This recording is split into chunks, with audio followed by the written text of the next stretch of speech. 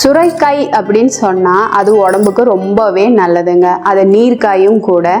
அது நம்ம பொதுவாக பொரியல் பண்ணுவோம், இல்லாட்டி கூட்டு வைப்போம், இல்லாட்டி குழம்பு வைப்போம். அது மாதிரி இல்லாமல் நம்ம இன்றைக்கி ஒரு பேன் கேக் மாடலில் பண்ணியிருக்கோங்க. இது பார்த்திங்கன்னா உடம்புக்கு ரொம்ப ஹெல்த்தி. பிரேக்ஃபாஸ்ட்டாக சாப்பிட்டோன்னா ரொம்பவே ஹெல்த்தி. காலைல எல்லாம் பார்த்திங்கன்னா சம்டைம்ஸ் ரொம்ப நேரம் ட்ராவல் பண்ணியிருந்தோம் அப்படின்னா நீர் கொதிக்கும், இல்லாட்டி உப்பு அதிகமாக சாப்பிட்டாலும் நீர் கொதிக்கும். சுரைக்காய்க்கு உப்பு இல்லைன்னு சொல்லுவாங்க. பழமொழிக்கு ஏற்ப சுரைக்காய் சாப்பிட்டா நல்லாவே அந்த நீரெல்லாம் இறங்கும். பொதுவாக நீர்க்காய்கள் சாப்பிட்டாலே நல்ல நீர் இறங்குங்க, பூசணிக்காய் இது போலெல்லாம். இன்னைக்கு நம்ம சுரைக்காயை வச்சு சிம்பிளாக டேஸ்டியாக ஒரு பேன் கேக் மாதிரி பண்ணி எடுக்கலாம். இது பார்த்திங்கன்னா குழந்தைகளும் நல்லா சாப்பிடுவாங்க விரும்பி. அதாவது காய் அதிகமாக கன்சியூம் பண்ணிக்குவாங்க இந்த பேன் கேக் பொறுத்த வரைக்கும். இல்லாட்டி நம்ம அரிசி சாதத்தை அதிகமாக எடுத்துட்டு காய் கம்மியாக வச்சுக்குவோம். இது போல் பேன் கேக் மாதிரி செய்து கொடுக்கும்போது காய்கறிகள் அதிகமாக எடுத்துக்குவாங்க. சேம் டைம் உடம்புக்கு ரொம்பவே நல்லது. நம்மளோட ஸ்டைலில் சுரைக்காயை வச்சு பேன் கேக் எப்படி பண்ணுறதுன்னு பார்க்கலாங்க. Welcome to our channel my first view.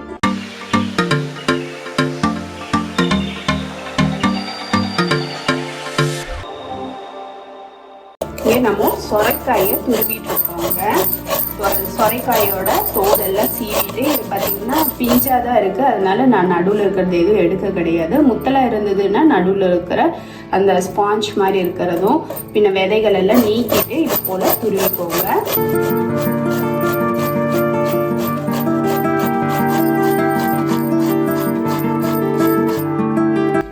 இப்போ நம்ம துருவிய சொரைக்காயை சேர்த்திடலாங்க.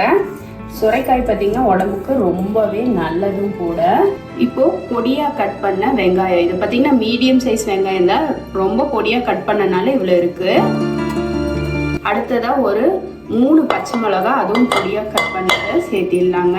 அடுத்ததா நம்ம ஒரு சின்ன கேரட் 2, இவ்வளோ பெரிய சைஸ் கேரட்டு 2, அதுவும் ஃபைன் சாப் பண்ணியிருக்கோம். கூடவே கொத்தமல்லி இலையும் இதோடு சேர்த்திடலாம். ஒரு 1/4 டீஸ்பூன் அளவுக்கு சீரகம் சேர்த்திடலாங்க. தேவையான அளவு உப்பு சேர்த்திடலாங்க. இது எல்லாத்தையுமே நல்லா கலந்து ஒரு 3-4 நிமிஷம் அப்படியே விட்டு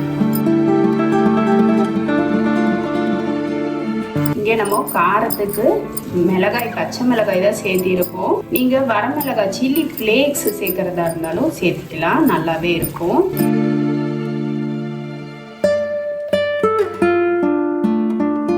இது ஒரு 2-3 நிமிஷம் போல அப்படியே இருக்கட்டும். இப்போ இதோட ஒரு முட்டையும் சேர்த்திடலாங்க. முட்டை ஆப்ஷன் தான், நீங்க ஸ்கிப் பண்றதா இருந்தாலும் ஸ்கிப் பண்ணிக்கலாம். எனக்கு ஒரு பைண்டிங் ஏஜென்ட்டா யூஸ் ஆகுங்கிறதுனால நம்ம கொஞ்சமா முட்டை சேர்த்திருக்கோம். இப்போ இது எல்லாத்தையும் நல்லா கலந்து விட்டுறேன் ஒரு தடவை. இப்போ இதோட ஒரு 1/4 கப் அளவுக்கு மட்டும் நம்ம அரிசி மாவு சேர்த்திடலாங்க.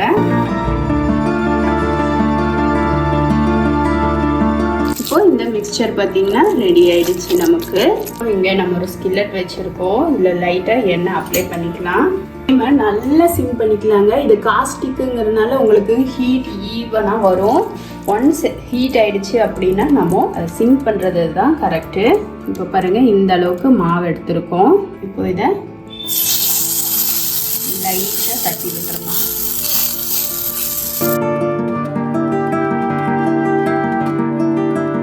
சின்ன சின்னதாக போட்டுக்கலாங்க. இந்த பர்கருக்குள்ளே வைக்கிற பேட்டி சைஸுக்கு நம்ம வச்சா போதும், ரொம்ப பெருசாகவும் வேணாம்.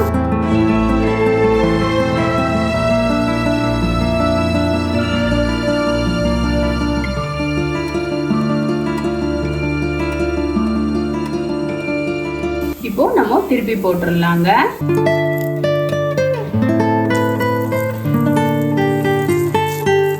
எல்லாமே நீர் காய்ங்கிறதுனால நமக்கு சீக்கிரமாகவே குக் ஆகிடும். இது போல் ஸ்லோ ஃப்ளேமில் வச்சு குக் பண்ணுறப்போ நமக்கு மேலாப்பில் நல்லா கிறிஸ்பியாக வரும். நம்ம அரிசி மாவும் சேர்த்துருக்கோம் இல்லைங்களா, நல்லா கிறிஸ்பியாக இருக்கும். இது பார்த்திங்கன்னா நம்ம கெச்சப்போட வச்சு சாப்பிட்றப்ப நல்லாயிருக்கும். அப்படி இல்லாட்டி தேங்காய் சட்னி, கார சட்னி கூட வச்சு சாப்பிட்லாம் ரொம்பவே நல்லாயிருக்கும்.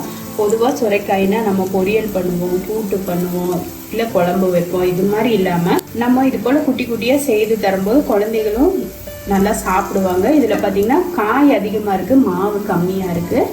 நம்ம குழம்பு இது மாதிரி வைக்கும்போது கம்மியாக தான் நமக்கு காய் கன்சியூம் பண்ணுவாங்க. அதனால் இது போல் ட்ரை பண்ணி கொடுங்க குழந்தைகளுக்கு. இன்றைக்கி நம்ம இது கூட வந்து சீரகம் மட்டும்தாங்க சேர்த்திருக்கோம். இன்னும் உங்களுக்கு ஃப்ளேவராக வேணும்னா மிக்ஸ்டு ஹர்ப்ஸு, ஆரிகேனோ, ரோஸ்மெரி இது மாதிரி எல்லாம் கூட நீங்கள் சேர்த்து பண்ணலாம். ரொம்பவே நல்ல மணமாக இருக்கும்.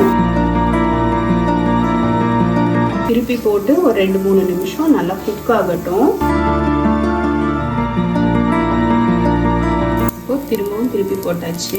நீ கூட கொஞ்சம் நல்லா மேலால மொறுன்னு ஆற வரைக்கும் குக் பண்ணி எடுத்துக்கலாங்க. நம்ம துருவிய காய்கறிகள் எல்லாம் நம்ம உப்பு போட்டு ஏன் வந்து ஒரு 3-4 நிமிஷம் அப்படியே வச்சோன்னா அந்த வெங்காயம் அப்புறம் இந்த சுரைக்காய் கேரட்டில் இருக்கிற தண்ணி எல்லாம் ஈர்த்து வெளியில் விட்டுருங்க. அப்போ வந்து நமக்கு மாவு வந்து 1/4 கப்பில் இருந்து அரை கப்பில் தேவைப்படாதுங்க. 1/4 கப்பே கரெக்டாக இருக்கும் நம்ம செய்த அளவில். இல்லை நீங்கள் வந்து மாவு சேர்த்திட்டிங்கன்னா அப்புறம் அப்போ பார்க்குறக்கு உங்களுக்கு அந்த கன்சிஸ்டன்சி இருக்கும். கொஞ்சம் நேரம் போச்சுன்னா உங்களுக்கு நீர்த்து போயிடும். அதனால தான் உப்பு சேர்த்து ஒரு 2-3 நிமிஷம் அப்படியே விட்டுட்டு அதுக்கப்புறமா மாவு சேர்க்கறது. இதுக்கு நடுவில் நீங்கள் சீஸ் கூட வச்சு கொடுக்கலாம். ரொம்பவே சூப்பராக இருக்கும்.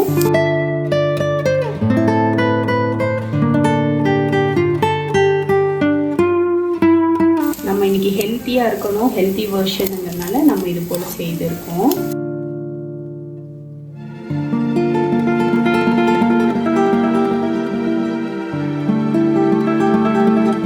இப்போ இது ரெடி ஆயிடுச்சுங்க. சூப்பர் டேஸ்டியான சுரைக்காய் பேன்கேக், இல்லாட்டி உங்களுக்கு பிடித்த பேர் வச்சுக்கலாம். ரொம்பவே டேஸ்டியானது, ஹெல்த்தியானதுங்க. நம்ம செய்த இந்த ரெசிபி உங்களுக்கு பிடிச்சிருந்தா மறக்காமல் மை ஃபர்ஸ்ட் வியூவை சப்ஸ்கிரைப் பண்ணவும், லைக் பண்ணவும், பெல் ஐக்கானை கிளிக் பண்ணவும் மறந்துடாதீங்க.